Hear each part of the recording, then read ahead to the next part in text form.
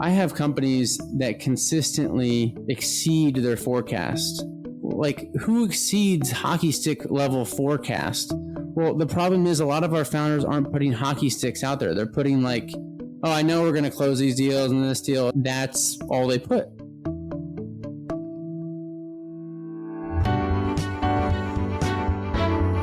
You are listening to The Sure Shot Entrepreneur,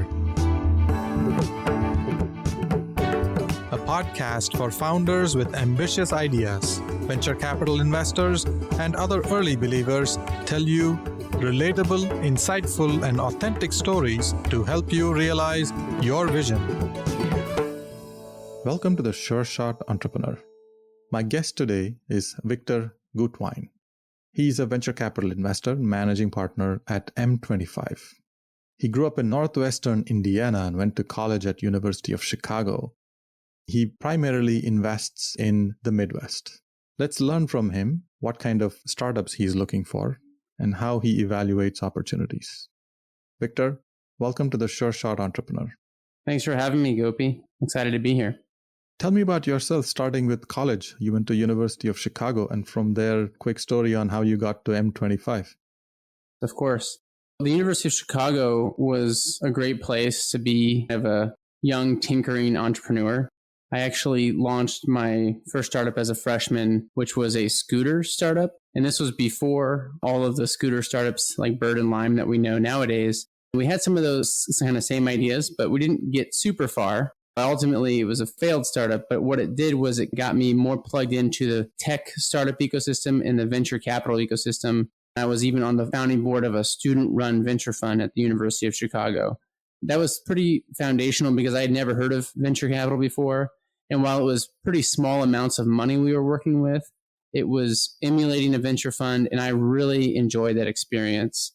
I said to myself, this is a career option. I have to do this. I was looking for that leaving college. I didn't have a clear path into getting into venture capital. I spent a few years in the corporate world in some corporate strategy roles, both with Claire's jewelry store and then with Walgreens on their e-commerce side.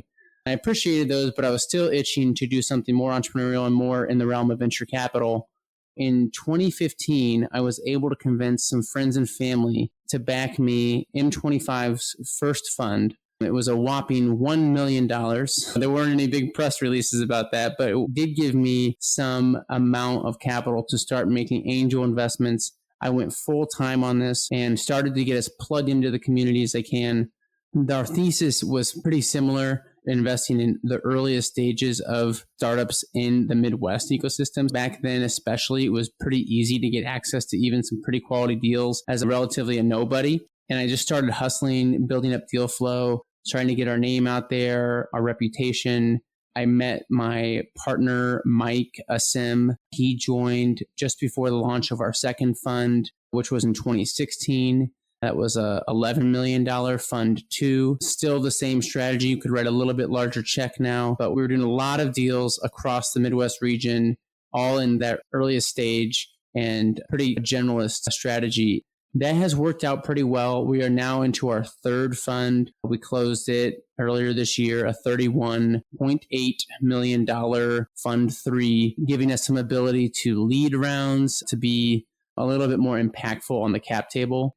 And that's where we're at right now. We've made 115 investments across the region in about 24 cities and 11 states. It ranges from B2B software, consumer apps, e-commerce, healthcare IT, transportation and logistics software, FinTech, InsurTech, property tech. So we've done quite a bit, pretty general, but trying to be some of that first capital here for founders across the Midwest region. Wow, what a journey. You peeked through the curtains to see what venture capital was about quite early in your career, and you found your way into this world. You started with $1 million fund. The number $1 million sounds great, but for those of the people in the audience who are not familiar with venture capital, that's a tiny fund. Yeah, that doesn't even count almost as a venture fund. Yes. You started from there, and now you've established a real machine that really fuels entrepreneurship in the Midwest. Mm-hmm. What is exciting for you when you work with entrepreneurs? Part of the reason that attracted me to venture capital early on was I am working with some of the most amazing people that you can work with. In the corporate world, there's some bright people, but there's also some people that are just getting by. No founder is just getting by. Everybody thinks that they have to be incredibly talented, first of all, just to do this. And then they have to think that they're going to change the world and have a huge outcome. They have to think that their vision for something that doesn't exist will be inevitable and that they will be the ones that can do it. And it's almost a little bit crazy, a little bit delusional sometimes, but at the same time, it's really inspiring. I love working with these founders, and I see a little bit of myself trying to start M25 when I was relatively young and trying to get that off the ground. And I feel like there's a lot of just natural connection and shared vision that we can come together on. It's a huge passion of mine. I have found my career. I am charging ahead with this, and that's something that just keeps me going, even though there's some ups and downs, of course, in every startup and venture capital journey. Yeah, you mentioned a very interesting point. In large companies, it is possible for someone to hide and not do a lot, just do the minimum to keep the job, collect the paycheck, do other things in life. No founder, no startup entrepreneur can ever work like that, does ever work like that. They all give 110% and they lose their sleep. They make a lot of sacrifices to build their businesses. And it's an honor to have the opportunity to even sit down and talk to them. And being a part of that journey is a huge opportunity for investors like us. Yeah, it has some good sides and bad sides sometimes to that. But regardless, it's inspiring. It's something that I love working alongside.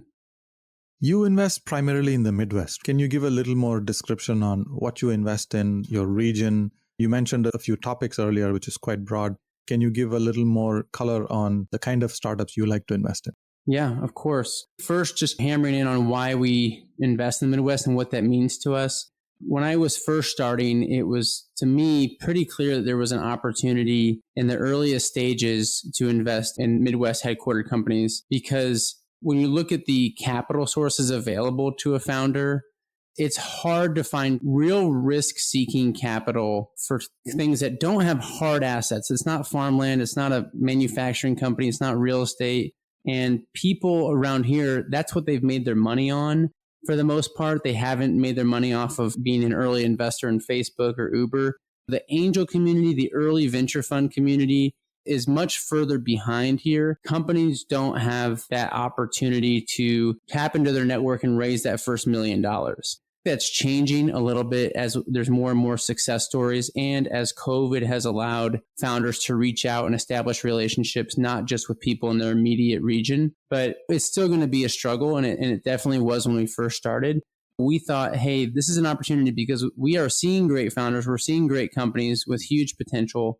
They're not raising capital. They're not raising enough capital. And we can be there and in the purely economic sense, just take advantage of that opportunity. And it's a win-win to partner with entrepreneurs at that stage. I also think that there's just some common opportunities across the region. It's a huge economy. It has huge amounts of industry, Fortune 500 companies to sell to or to take talent from. It has started to have now some recycling of unicorn exits that have sold or have done really well and IPO'd and are now starting to spit out talent that has seen what the inside of a tech company looks like. To me, this a really big opportunity that we planted our flag, and we are going to be investing here. We're going to be covering the ground. We're going to be flying to Kansas City, to Minneapolis, to Grand Rapids, to Cincinnati, and we're going to be finding these opportunities and not making just one investment, but then using that flywheel to continue to invest in company after company. The types of company and the stage of company, it can vary a little bit, but they're almost always less than $1 million in revenue. And on occasion, especially backing more of a seasoned team, we've invested pre-revenue or even pre-launch of the product. People would call that maybe pre-seed up to maybe seed stage now. The round size tends to look anywhere from a $500,000 total raise to a $3 million total raise. We're investing anywhere now with our third fund between $250,000 to $500,000. Which can put us as a lead investor or maybe just a syndicate partner, depending on what the round's shaping up to be. And for us, that's where some of the best opportunity is. Once you get a little further along, we think that it's easier for an investor across the nation to come in and take a look at a company that has a couple $1 million in traction and invest in that So we think our competitive advantage is a little bit earlier on into these companies. They tend to be software, e-commerce, digital marketplaces, things that have high potential, can scale really quickly, and don't need quite as much capital maybe as a deep tech or biopharma or medical device type of investment. So yeah, that's the archetype of what we're looking for and what we've continued to back these past years. You're investing largely in a neglected sector, geography, the kind of companies. There are not a lot of other venture capital firms focused on these areas. You're dominating that space because you're the best investor very quickly. I want to get back to the topic on how it's different and what can we do to improve the ecosystem. But I want to first talk a little more about startups you have invested in. Let's pick one or two examples. I know you and I are both investors in Joshin. It's based in Minnesota. You could also pick other examples. What do you ask founders when you first meet them? What happens in the first meeting? Yeah, there's a lot of typical questions that we're looking for. We want to know about the team's background and experience and why they may be the best fit for this company. We also want to know, which is a great example with Joshin, right, Gopi? We saw these founders had run more of a services brick and mortar business targeting those with disabilities, children with disabilities, after they sold that to make it into basically a digital marketplace and an app that was a little bit more asset light, but then it could be a lot easier for that to grow across the US and for people to have access to that. We're trying to find out, why is this founder starting this business? What was the story that led to this? There's a lot of questions about the market, why this product for this market, who are your target customers? And then usually we're asking about, how did you get your first customers? What is that traction looking like? But one thing that maybe is a little bit more unique of a discovery that we try to make within an early conversation is, what is this founder shooting for?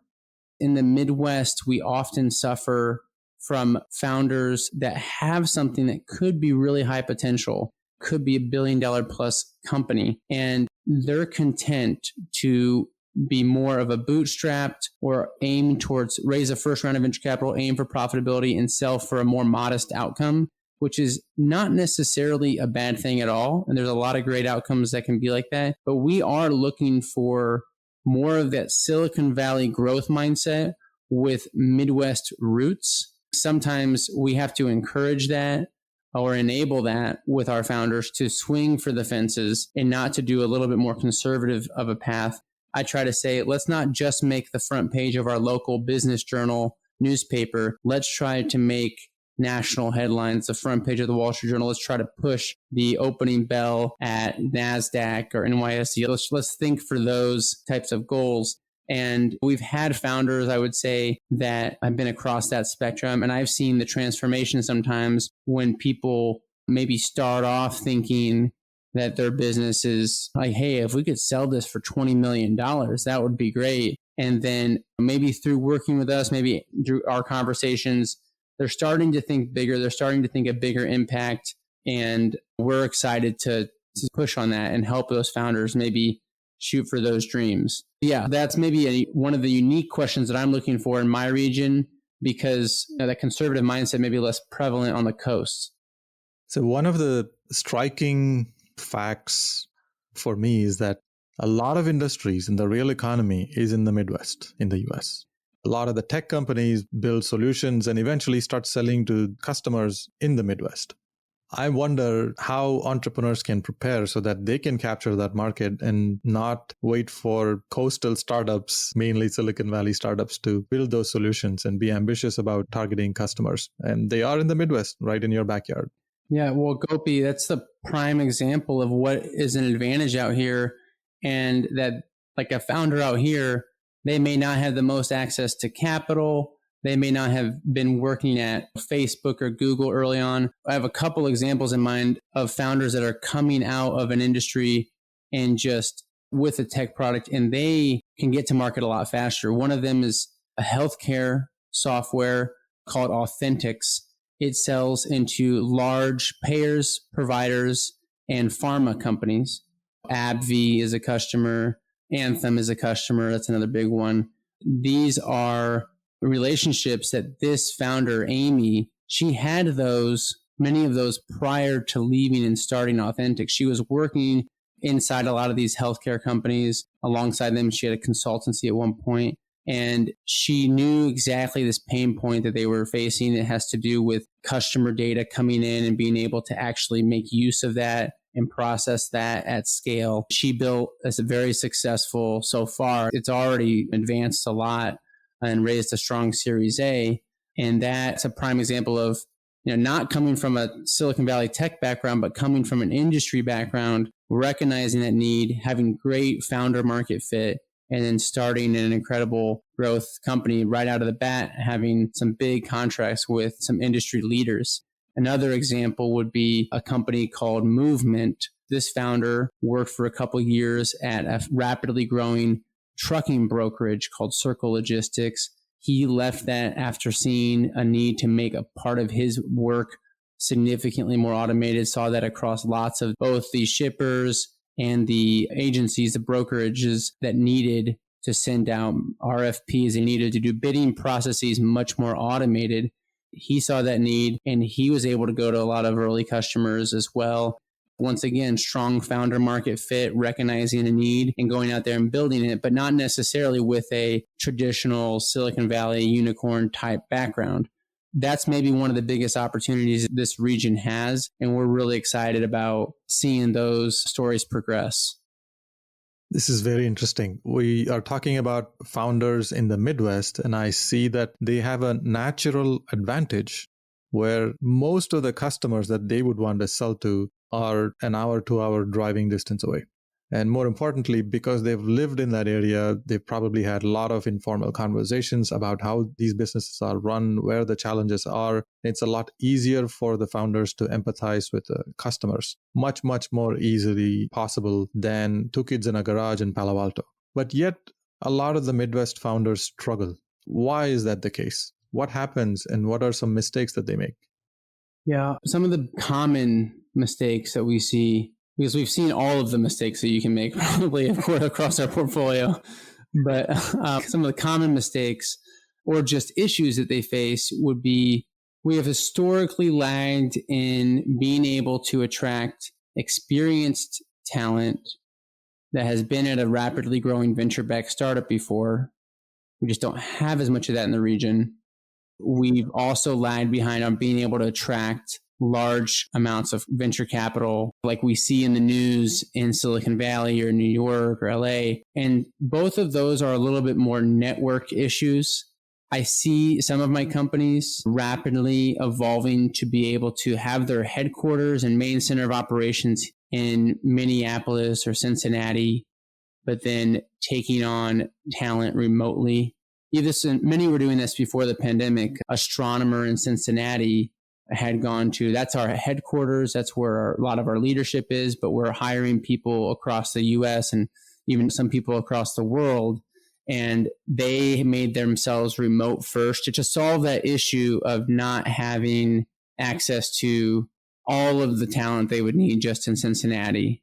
Another creative solution was a company of ours called Branch. They're based in Minnesota, in Minneapolis, and they were trying to find talent to come work in Minnesota. And they were most successful by being creative and finding people that had grown up there and were working then at Silicon Valley startups, but had gone to, like on LinkedIn, their high school was in Bloomington or one of the Minnetonka or one of the suburbs up there. And they were reaching back out. Hey, do you want to come home? There's a great venture-backed startup here to work for. And that was successful for them. There's these issues, there's these mistakes that are common. They're trying to find some creative solutions for that. As far as raising capital goes, a lot of it sometimes is representing yourself too conservatively. We have historically seen across our portfolio, our companies don't pitch as aggressively. They're not talking about how they're going to be billion-dollar companies to VCs. And we spend a lot of time helping our companies think about that, how they're going to talk and show that story in their pitch deck. I have companies that consistently exceed their forecast. Who exceeds hockey stick level forecast? Well, the problem is a lot of our founders aren't putting hockey sticks out there. They're putting like, oh, I know we're going to close these deals and this deal. That's all they put.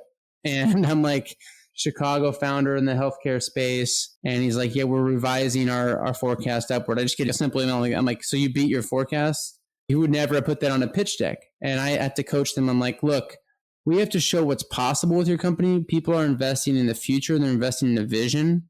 We're not going to put something that could never happen, but we want to put something that is a goal, a target, showcase how we're going to get to that $1 billion valuation and outcome so people can see and believe. And yes, I know you haven't built this product yet, but that is part of your roadmap, as part of your plan.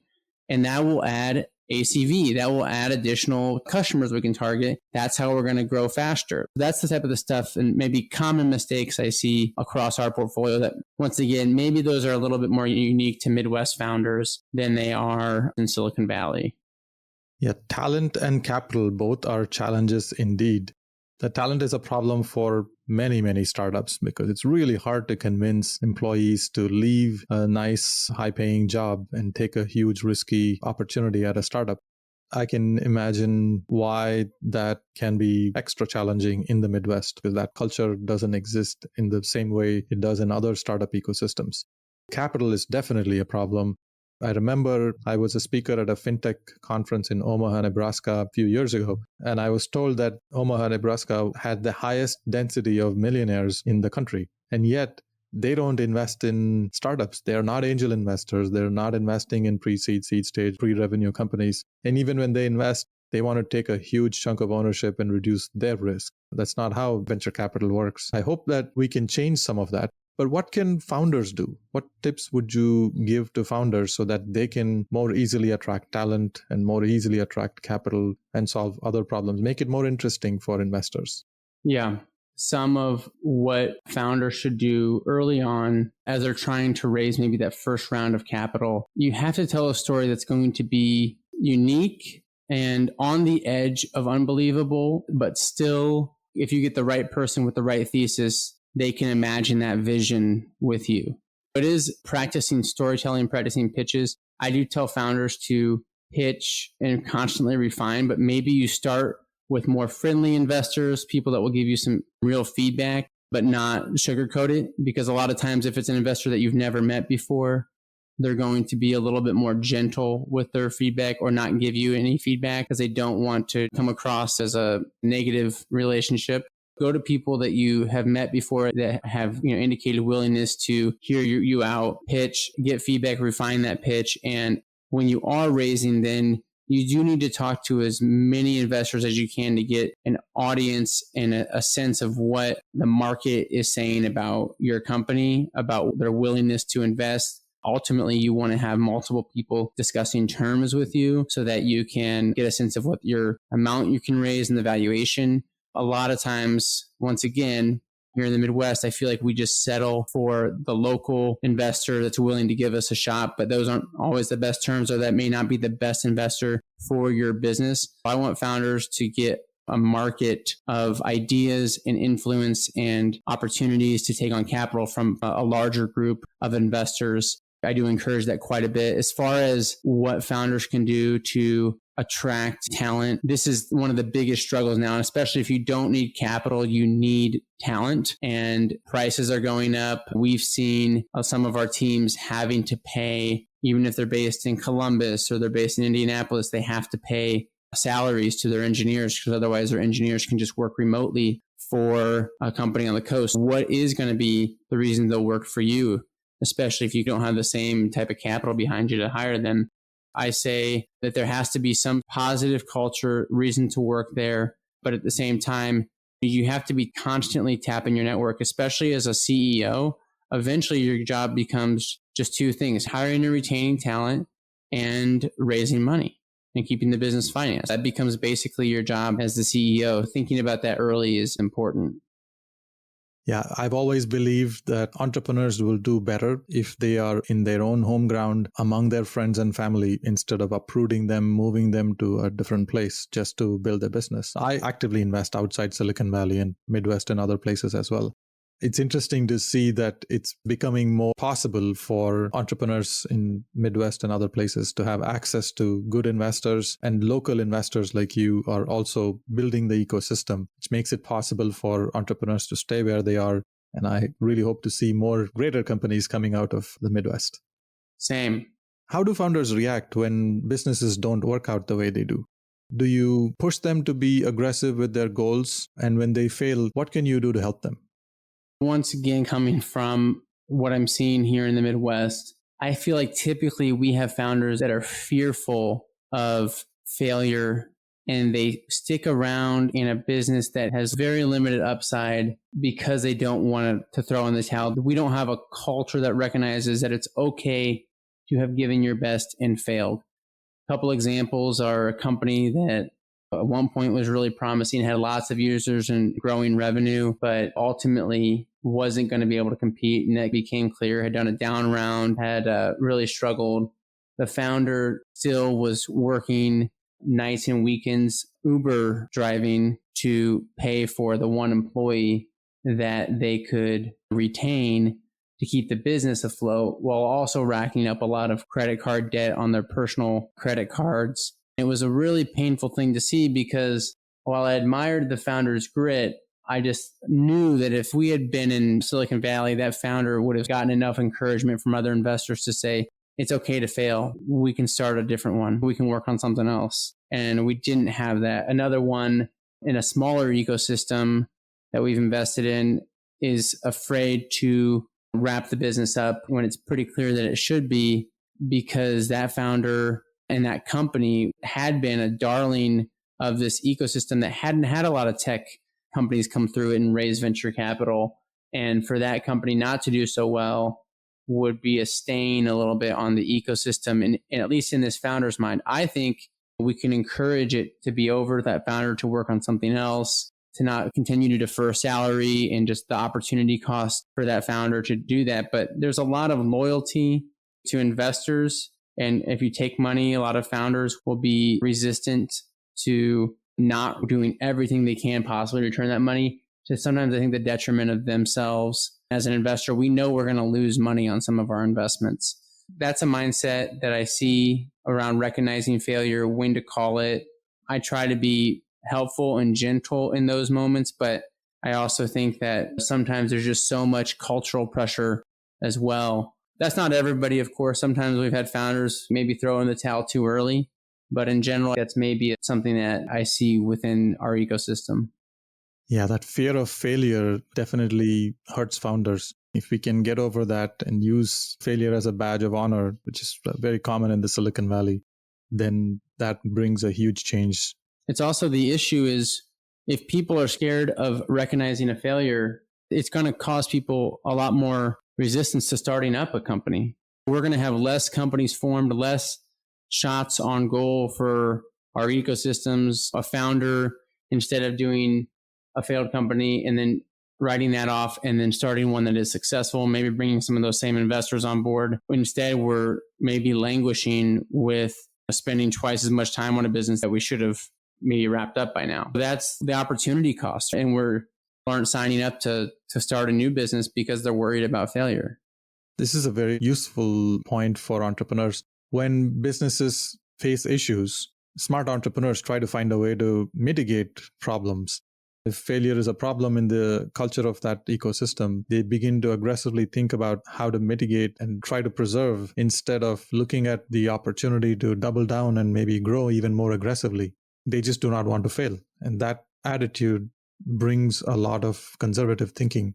If we can change that, and if they take a more aggressive view, even when the environment is throwing challenges at you, if we can find a way to take advantage of opportunities, if it's going to throw challenges at you, it's probably going to throw challenges at many other businesses as well. And what's the opportunity there? And that's the kind of thinking that will probably unlock a lot of potential for the business. Mm-hmm. It's a great way to think about aggressive growth. I want to switch to the next part of our conversation and ask you about community involvement. Is there a nonprofit organization you are passionate about? Which one? Yeah. One of the organizations I'm most passionate about is a group called FaithTech, which is trying to get people that are Christians that have strong technology skills to be able to use and give back their time, their skills and resources that they're most equipped with. Some of the things that they've done are they noticed that there's a whole bunch of people every year that search how to kill themselves online, which nobody should be searching. We don't want people to be exposed to that because they can build websites. They know SEO. They're like, hey, in our free time, we can build a website that becomes the first hit on Google that leads people to suicide prevention resources and a place that they can go and get help. That was one of their projects that they did, utilizing their skills and resources and something that is helping. That's something I'm passionate about, and I give some of my time and efforts to. That's a noble service indeed. Thank you so much, Victor, for sharing insightful stories, authentic examples of how startups evolve in the Midwest and the opportunities ahead for all of us. I look forward to sharing your nuggets of wisdom with the world. Thank you. It was great to be on here. Thank you for listening to The Sure Shot Entrepreneur. I hope you enjoyed listening to real-life stories about early believers supporting ambitious entrepreneurs. Please subscribe to the podcast and post a review. Your comments will help other entrepreneurs find this podcast. I look forward to catching you at the next episode.